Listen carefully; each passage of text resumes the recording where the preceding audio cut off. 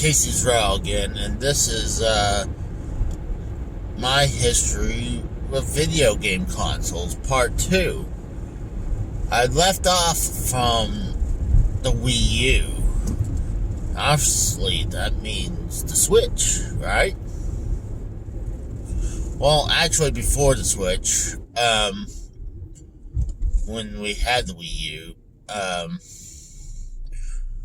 we got the PS4. I think we waited a year, maybe a little under a year, give or take a year, when we decided to pick up a PS4. It's kind of like how right now there's no real exclusives for the PS5s that even warrant to get a PS5 right now. That was the same thing with the PS4 at the time. So we waited about a year. And quite honestly, at that time, I was not happy about it. Quite frankly. I mean, there wasn't any real good games that kept me busy. So, I think it was like I was still continue playing on the Wii U, and then I was also heavily into game collecting at that time. And little things trickled in, but when my wife passed, I know my brother-in-law put some money into the collection. So to make it fair, he's been playing the PS4 all the time, and I was playing the Switch all the time. And the PS4 still at that time really didn't have anything major that I wanted. This is before God of War was out, the Spider-Man games were out. I mean, yeah, you had the VR headset that I love. We decided before the Switch, it was like, I asked my wife and, my brother-in-law, I was like, alright, are we going to do the Switch, or we want the PSVR? And me and the brother-in-law choose the Switch, and I believe the wife wanted the VR. I was like, well, you're outvoted. So we got this, when the Switch came out, we got that. But, yeah. So, I mean, at that time, yeah, I was not really happy about the PS4. And we actually picked up the PlayStation TV. The bundle went from $100, maybe a little bit over. I think if by itself, it's supposed to be $100, but the bundle was the PS TV with the controller and like 3 game downloads was maybe $130-ish, maybe a little bit more. But I paid only $30 for that combo. So that was something that was part of the eventually, like, we were playing, he was playing the PS4 so much, we had it in the living room, but he was playing it so much, it's like, man, he's dominating the TV. So I was like, dude, you put the PS TV in your room, and so that could free it up a bit more. So, yeah, I gave that to him. So we worked the deal out. He would take the PS4, all the games, and plus the PlayStation TV. And I wasn't sure if that was enough, so I was like, is there anything else you want in the collection? And he's like, no. I'm like, okay. because there's certain things it'd be pointless if he was going to take it out of the collection. Like, he bought the 32X. Actually, he could have taken the 32X because at that time he bought the Sega Genesis in a box. So he could have done that, and left me probably with no way to play my 32X games. But he left both, so it's okay. But so moving on from that to the Switch. So at that time we already had a broken white Wii U, and we bought a black Wii U from a pawn shop for, I think we paid $200 for the black Wii U. So because we had so much good games for the Wii U, and well, we didn't. Sorry about that. Yeah, we had so much good Wii U games that we got that backup Wii U now, and I had that white broken Wii U in the back of the car for months. Didn't know what to do with it. Eventually, there was a guy in Allentown, Pennsylvania, at the Allentown flea market. He says he work on it. I just wanted to have him sell the broken Wii U to him, or have him fix it. Because if not, I was like, I'll keep the gamepad. But he worked on it. He got the system running, but it wasn't receiving any picture. And you'll be like, how do you know it was working? Well, the gamepad told me it was working. But the HDMI, I guess, got rusted up because being in the back of the car for so long. So, yeah. Eventually, when we were going to start making payments for the Switch for GameStop, I think I paid $50 first down, and I think my brother-in-law did too. And then later on, I made another $50 payment, and then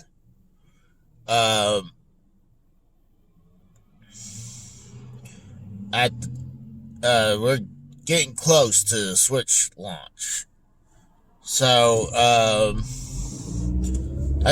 traded in the broken Wii U at the GameStop, and I got like $115 in trade value. I was like, yeah, okay, I'm happy with that. And we only had to make a little bit of a payment, and Switch was paid off. I did that shortly before the Switch was released. And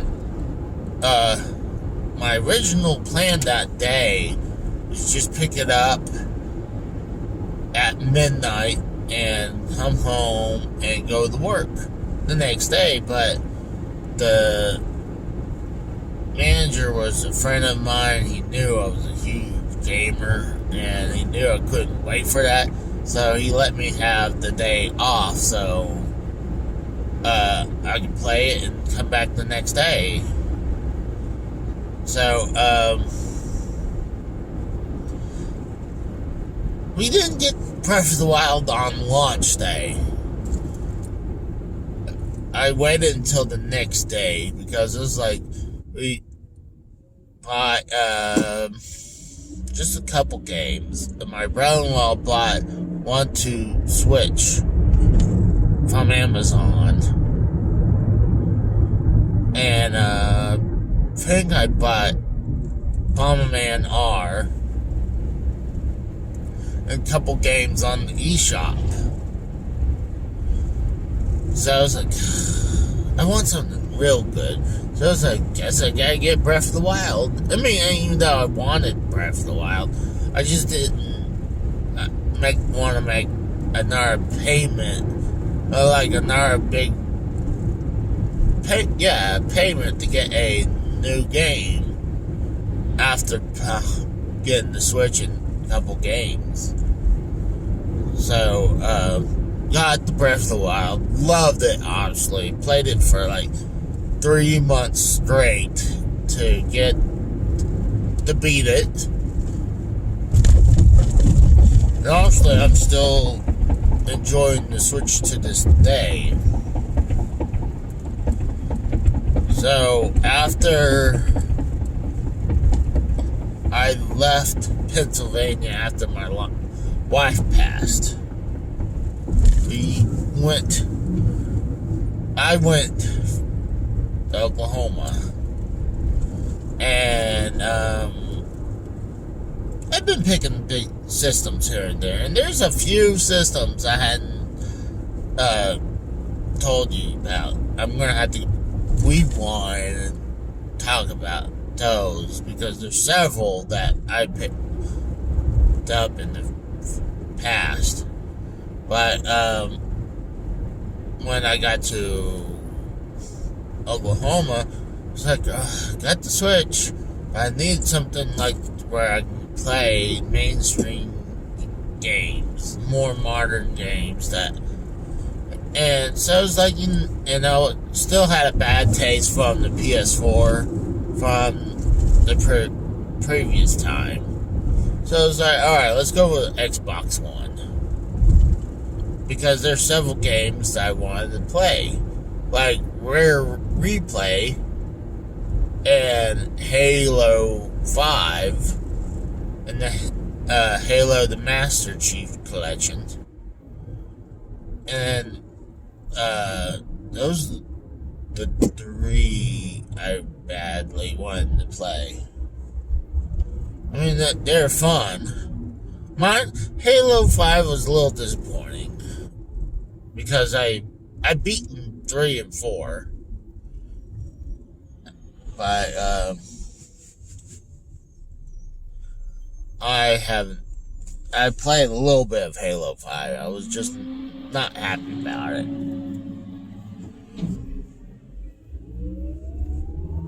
And then, pretty much around the beginning of the pandemic, maybe a little bit, around the beginning, I bought the PS4 Pro. And because now there are good games out there. You got God of War, you got freaking the Spider-Man games, or at least the first one. And then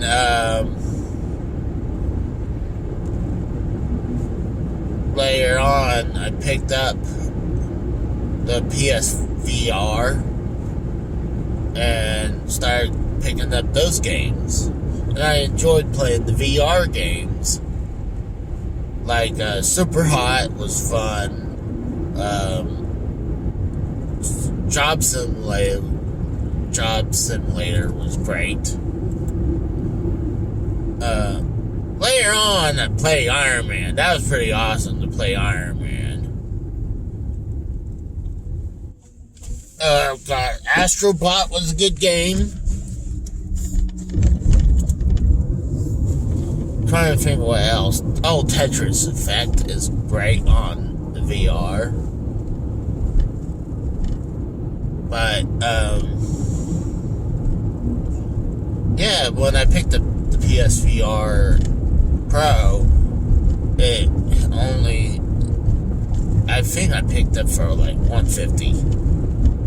And that was, you would say that's a good deal. Well, it really wasn't, because it didn't come with no controllers. Didn't come with no HDMI. And had a bad hard drive. And the skin. I think they had it for like 200 plus. I was like, I'm not gonna do that without it having something in there. Like, that's, and I was gonna make an offer for 150, and bam, it was pretty much that price. But I eventually had to buy a PS4 controller. And then,